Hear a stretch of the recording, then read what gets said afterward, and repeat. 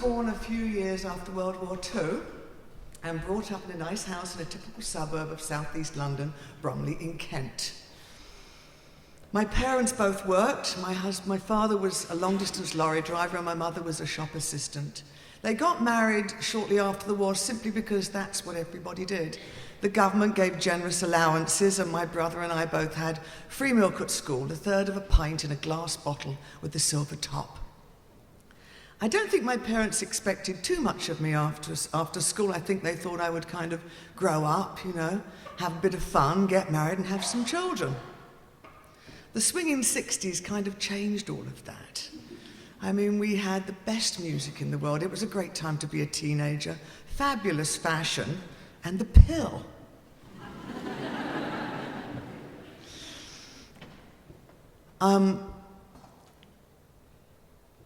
My mother both went to, okay, the pill.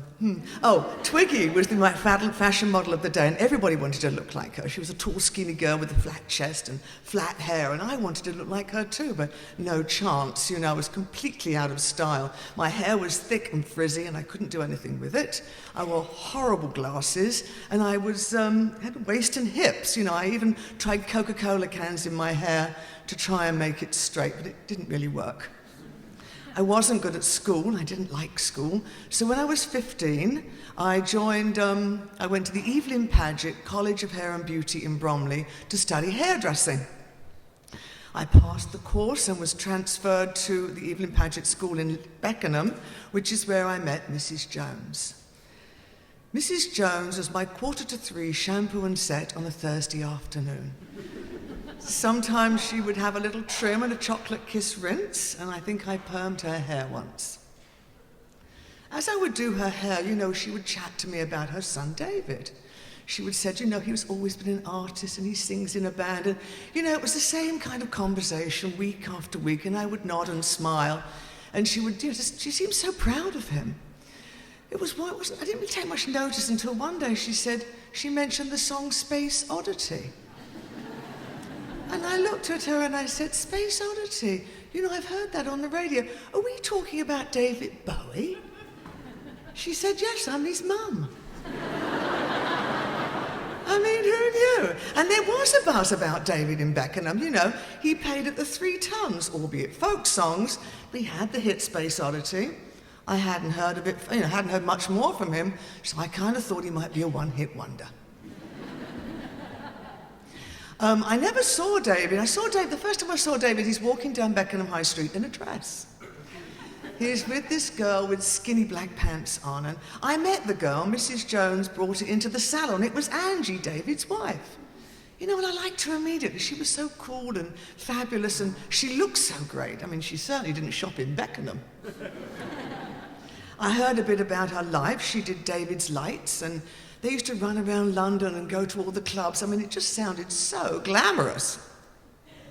Didn't see her for a while, and then when she came back, it was Christmas week. She's coming for an appointment Christmas week. I mean, every self-respecting salon in the land is busy Christmas week. So I took her to one side and I said, there's no appointments, darling. Here, take my number, give me a call, I'll come to your house and do your hair. Well, off I went to Haddon Hall, which was the name of their home. It was about a mile out of town, a huge mansion that had been divided into flats, and they had the middle floor. You know, I'm curious. You know, I've heard about her life. I'm kind of curious about the way she lives. So I walked into the house, into this massive living room, which was completely overwhelming. But it wasn't that so much. It was more the way it was decorated. A dark blue carpet, dark blue walls, and a silver ceiling. It was so calm. There wasn't much furniture, a couple of couches, a chair or two, some cushions on the floor, and the rest of the room was completely covered with record albums and musical equipment. David and Angie were sitting by a large bay window, and they were discussing the merits of cutting his hair short. He had this long, blonde, wavy hair at the time. They asked me my opinion. I said, well, you know, no one else has got short hair. You know, nobody. You'd look really different. So he comes over with this magazine cover, and there's this Kansai Yamamoto model, and she's got this short red hair, and he said, can you do that? Well, as I'm saying yes, I'm thinking to myself, it's a woman's hairstyle. And how am I going to actually do that? But inside, I'm excited because this is a time to be creative. I mean, fantastic looking bloke, tall and slim, long white neck and a beautiful face. I thought, if I can pull this off, he's going to look great.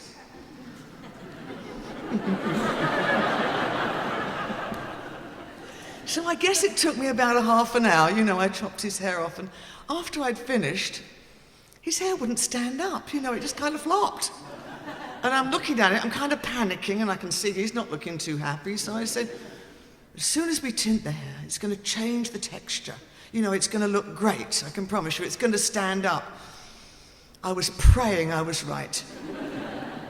I went and experimented with colour, and I found the colour red, hot red with 30 volume peroxide to give it a bit of a kick. But there was no product in those days. You didn't have gels or fixatives. There was nothing to help me make it stand up. So I used God. It was an anti-dandruff treatment that I'd used on the old girls at the salon that set hair like stone. The second he looked at himself in the mirror with that short red hair, any doubts he had completely disappeared. I mean, Angie and I looked at him in awe. He looked fantastic. He gained a couple of inches with the height. A huge wave of relief washed over me. I'd done it, standing up. I was so relieved. I'm packing to leave, and she says, well, how much do we owe you? I said, £2, please.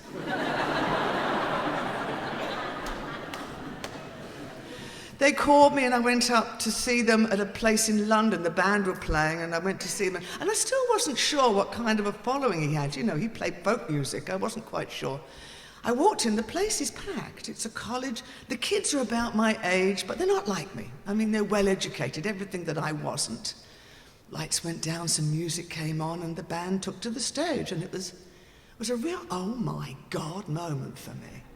I mean, David was Ziggy Stardust. He had full makeup on, his hair was flaming on his head. They all wore costumes. The band had this kind of flat velvet, pastel colour suits tucked into their boots. And David had a similar kind of a look on. And when they played, the place rocked. They were so good. This wasn't folk music, that's for sure. They were amazing. What a great band. I went home thinking to myself, well, my God, I didn't expect to see that. Angie called me and said, come to the house, we'd like to talk to you. So I went up to Haddon Hall, and Freddie Beretti was there. Now, Freddie had helped design the costumes with David. I went up, and he was so fey and fabulous, I was entranced, his mannerisms, the way he talked. I mean, he was fantastic, Freddie. I'd never met a gay man before.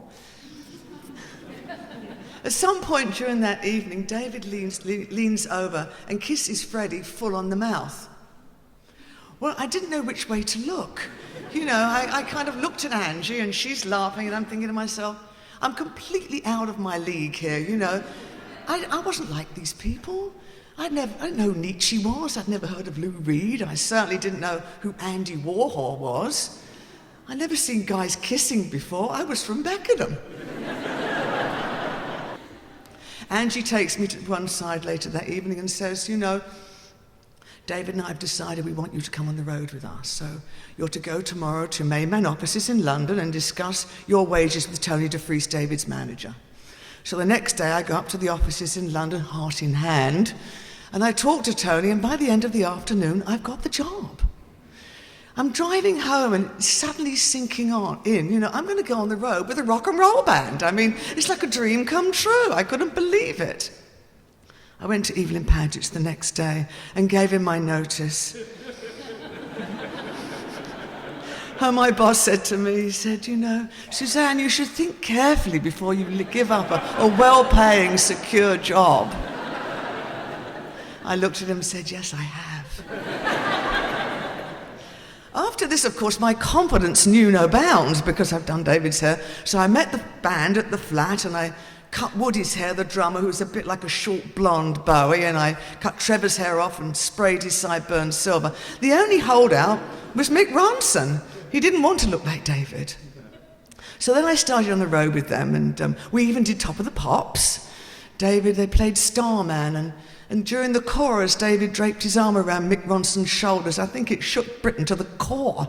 Certainly shook my mum and dad. It was great. David was always so ambitious, he wanted to do rock and roll theatre. So we started the Finsbury Park, the Rainbow Theatre. We were there like 18-hour days. There was scaffolding and mime artists, dried ice and fantastic lights. I mean, it was an amazing show. We were all sworn to secrecy. No press, no cameras, no nothing, but we made such a big deal of it and it made the show so appealing. By the time it opened, everybody came, and I think the only person that didn't like it was Elton John. You know, he walked out halfway through saying, "That's not rock and roll, he's never going to make it now." Well, I could feel the momentum gathering, you know. We're driving around the country in a bus and fans were following us, and it was a really great time. Everything was going so well. I was with David all the time throughout that period. You know, I would be with him before the show, doing his hair, his costumes, getting him everything he wanted. I was kind of his personal as well as his hairdresser. And, you know, we did many costume changes, and one was doing a guitar solo. I mean, he would come to the side of the stage, I would have a Giton cigarette and a glass of wine, and he would take them and I would change him while Mickey's wailing like 10 seconds from 10 feet from where we were. It was exciting, but we had it down to an art. We went to America, and we really traveled in style in the States. You know, we stayed at the Plaza Hotel in New York and the Beverly Hills in California. And there was no cash on these tours. We had to charge everything. You could have chocolate souffle for breakfast, but there was no cash. You had to charge it to the room. And I think it kept us all in one place. We were in Ziggy's world, and no one wanted to go anywhere else. I mean, I never wanted to go home. We had a great ahead team. This group would go ahead of us to a different town. It was Cherry Vanilla, famous groupie, and Lee Black Childers of Warhol fame. And they would go into a town and they'd go to the clubs and create a big fuss and get the people to come to the gigs. And it was very successful. I went to, I met Iggy Pop in California. We went to the Beverly Hills Hotel and he said, "I want you to dye my hair blue." I said, "Okay." So I dyed his hair blue and I said, "You know, you might want to wash it a couple of times before you go back in the pool." Well, of course, he completely ignored me and dived in the pool, and there was a blue streak from one end to the other at the Beverly Hills Hotel pool, and I think he was asked to leave after that. I even went to Japan with David, you know, and I met Kansai Yamamoto and picked up some fantastic costumes of his. It was great being in Japan. I mean, I was being noticed. Suddenly, I was the one. I was suddenly cool, you know. Everybody kind of wanted to know me, the girl with the thick hair and the glasses, you know. Suddenly I'd become the one to be. I went back home after one of these tours. I walked down Beckenham High Street. I looked in the window of Evelyn Paget's. My God, it looked so small. Thank my lucky stars I wasn't there anymore. You know, Beckenham hadn't changed. My family hadn't changed, but I'd changed so much. I was a million miles from where I'd been before. I'm so thankful, you know, I'm really thankful for my luck. The last show that David ever did was at Hammersmith Odeon. And he just stood on the stage and said, "This is the last show we're ever going to do," and played Rock and Roll Suicide. And it was sad to say goodbye to Ziggy. I think we were all sad to say goodbye to Ziggy. But I didn't go home.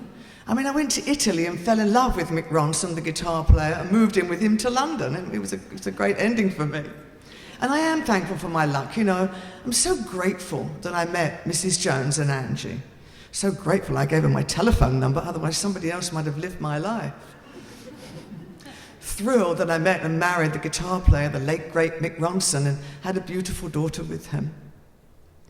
I met so many interesting people throughout that time, you know, and heard so much wonderful music. I'm so grateful for David for taking a chance on me and taking me on the road with him. My haircut's on British currency now, the Brixton £10 note. Who would have thought I could have done that? Thank you.